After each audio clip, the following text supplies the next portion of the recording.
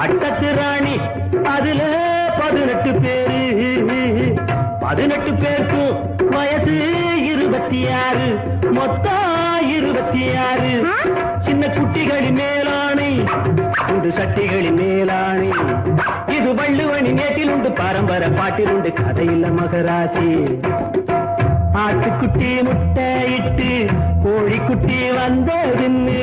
யானை குஞ்சி சொல்ல கேட்டு பூனை குஞ்சி சொன்னதுண்டு